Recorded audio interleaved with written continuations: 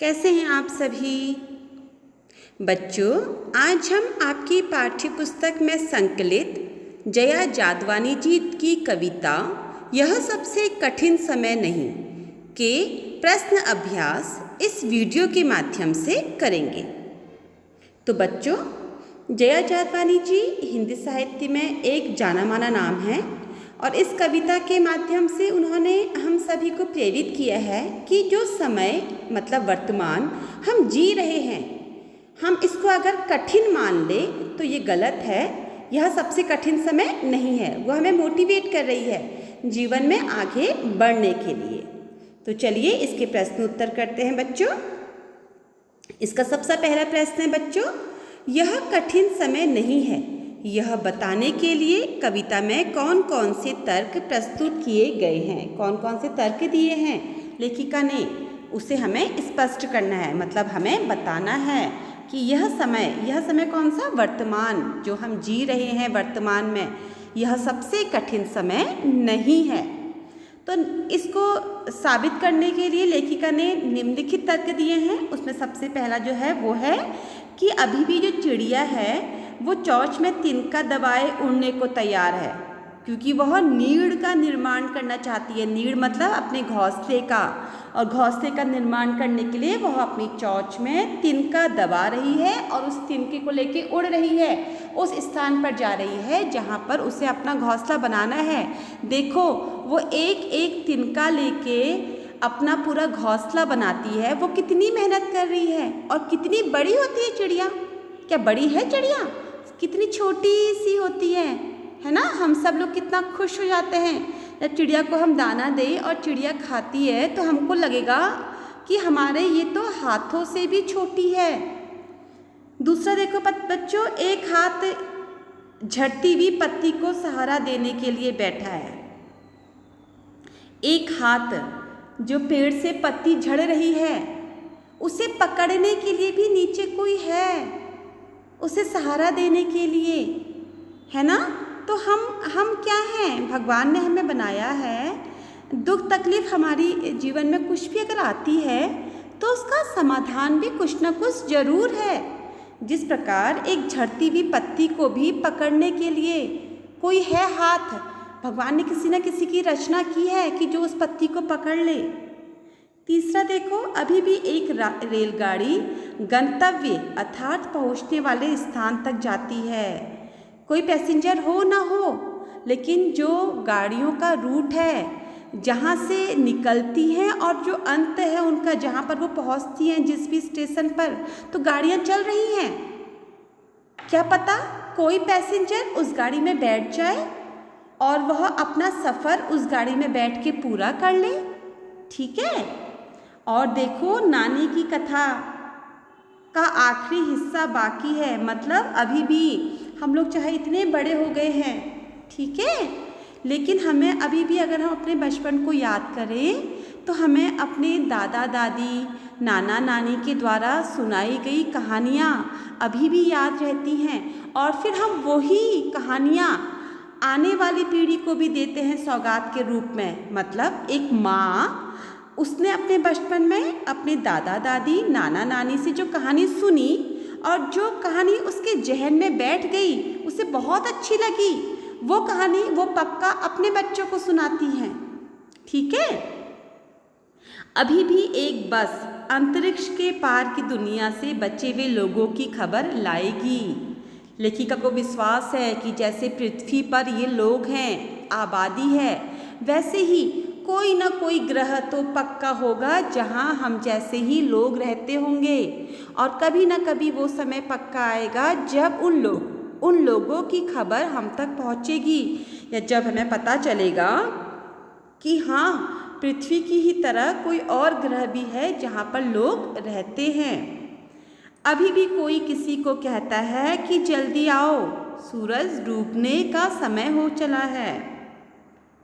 अभी भी कोई किसी को कहता है, देखो आप लोगों ने अपने जीवन में गौर किया होगा कि शाम को मम्मी घर में इंतज़ार पक्का करती है, पापा मम्मी, कि बच्चे देर हो गई है, आज घर नहीं आए अभी तक, शाम होने लग गई है। और जब ज़्यादा ही अगर देर हो जाए आपको, टाइम से ज़्यादा आप टाइम ले ले खेलने कूदने के लिए, तो मम्मी आवाज़ लगाना शुरू कर देती है। तो वैसे ही अभी भी लोग इंतज़ार कर रहे हैं एक दूसरे का कि सूरज डूबने वाला है, जल्दी घर के अंदर आ जाओ, क्योंकि घर एक ऐसी जगह है बच्चों जहाँ पर हम सबसे ज़्यादा सुरक्षित रहते हैं। ठीक है, नेक्स्ट प्रश्न है बच्चों, चिड़िया चोंच में तिनका दबाकर उड़ने की तैयारी में क्यों है? क्या कारण है कि चिड़िया चोंच में तिनका दबाकर उड़ने की तैयारी कर रही है? वह तिनकों का क्या करती होगी? बताइए आप कि वह तिनकों का क्या करती है चिड़िया। आपको पता है, क्योंकि पहले वाले आंसर से आपको थोड़ी सी हिंट मिल गई है। हाँ, चिड़िया जो है वो चोंच में अपने तिनके को दबा करके अपने घोंसले बनाने के लिए वो चिड़िया अपने चोंच में तिनके दबा रही है, क्योंकि अब सूरज डूबने का समय हो गया है और अंधेरे में वह अपना घोंसला तैयार नहीं कर सकती, इसलिए वो धूप रहते रहते अपने घोंसले को बनाने के लिए चोंच में तिनका दबा करके अपनी घोंसला तैयार कर रही है। ठीक है, चिड़िया सोच रही है कि सूरज डूबने से पहले वो अपना घोंसला पूरा तैयार कर ले, अपना घोंसला बना ले, ताकि रात अपने घोंसले में सुरक्षित काट सके। ठीक है, जैसे हम इंसान घर के अंदर सुरक्षित महसूस करते हैं, वैसे ही चिड़िया भी अपने घोंसले में अपने को सुरक्षित महसूस करती है। तो वह सूरज डूबने से पहले पहले अपना घोंसला तैयार करना चाहती है। इसके लिए वो दिन भर कठिन परिश्रम कर रही है और एक एक तिनका इकट्ठा करके अपने लिए घोंसला तैयार कर रही है। वह तिनके से अपने लिए घोंसला तैयार कर अपने बच्चों के साथ रहेगी और घोंसले में जो उसका परिवार है वो सुरक्षित रहेगा। इसी कारण से चिड़िया एक एक तिनका इकट्ठा कर अपने लिए घोंसला तैयार कर रही है। नेक्स्ट है बच्चों, कविता में कई बार अभी भी का प्रयोग करके बातें रखी गई हैं। अभी भी का प्रयोग करते हुए 3 वाक्य बनाइए और देखिए उसमें लगातार, निरंतर या बिना रुके चलने वाले किसी कार्य का भाव प्रस्तुत हो रहा हो। मतलब उसमें लगातार, निरंतर या बिना रुके हुए चलने का भाव प्रस्तुत हो रहा हो उन वाक्यों में। ठीक है, तो ये वाक्य है वो देखो, जैसे इसमें एग्जाम्पल दिया है, मुझे अभी भी सिर दर्द है। चल रहा है वो, निरंतर कंटिन्यूसली हो रहा है। अभी भी गांव में बच्चे कई मील पैदल चलकर स्कूल जाते हैं। बिल्कुल सच्ची बात है बच्चों, देखो है ना, बहुत सारे बच्चे हैं वो कई मील पैदल चल के स्कूल जाते हैं। जो मैंने देखा है अपनी आंखों से, मैंने वो बनाया है। आप जो फील करते हो आप वो बनाना।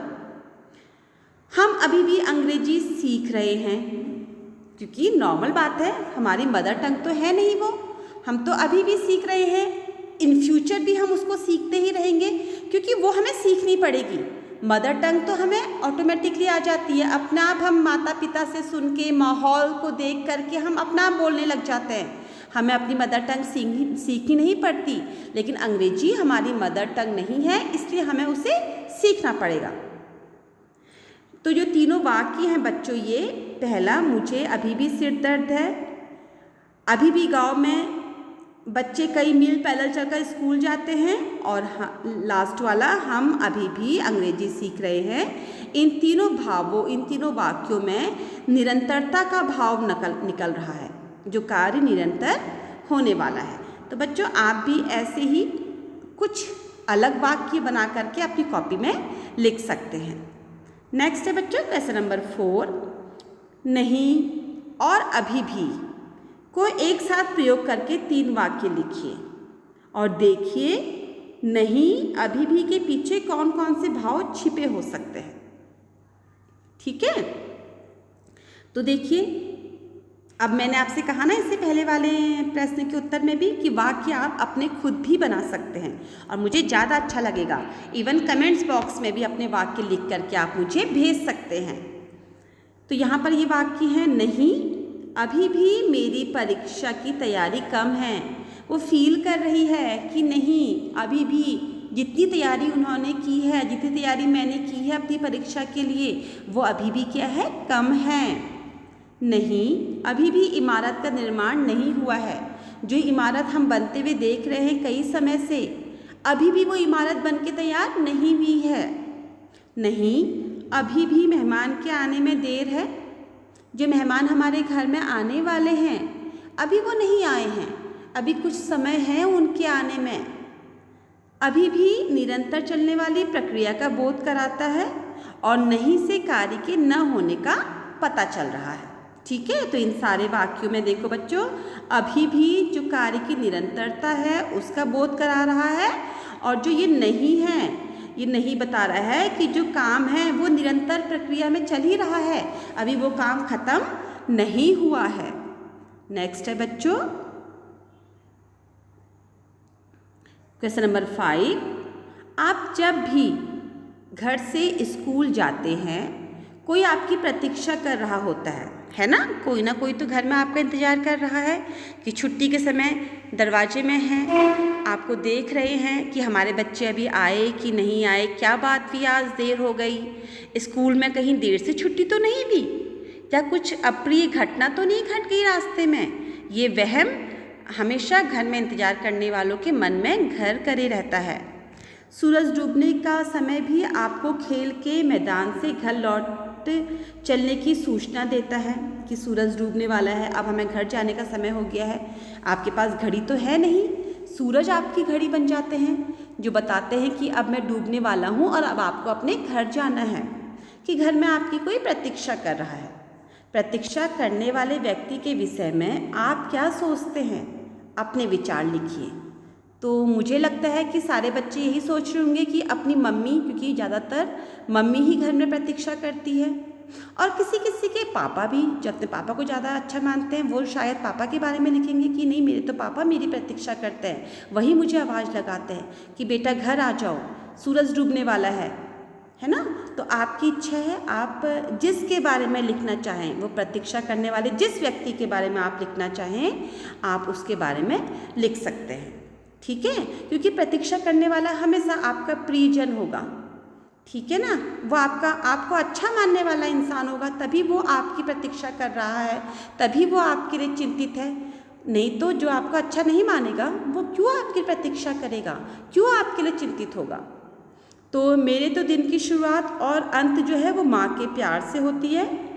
सुबह में माँ से माथा चूमकर जागने में माँ का प्यार, नाश्ते में बनी पसंद की चीज़ों में माँ का प्यार, भले बुरे की डांट में माँ का प्यार, सूरज डूबने के साथ खेल के मैदान से घर लौट चलने की सूचना देता माँ का प्यार, जीने का सलीका सिखाता माँ का प्यार। मैंने अपना बता दिया कि मेरे को तो अपनी माँ की ज़्यादा याद आती है, मेरे अपनी मम्मी से ज़्यादा लगाव है।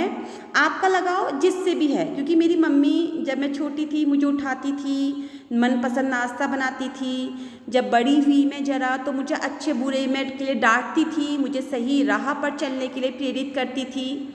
और जब हम खेलते थे तो शाम हो गई है, शाम से पहले घर लौट के आ जाना करके वार्न करती थी।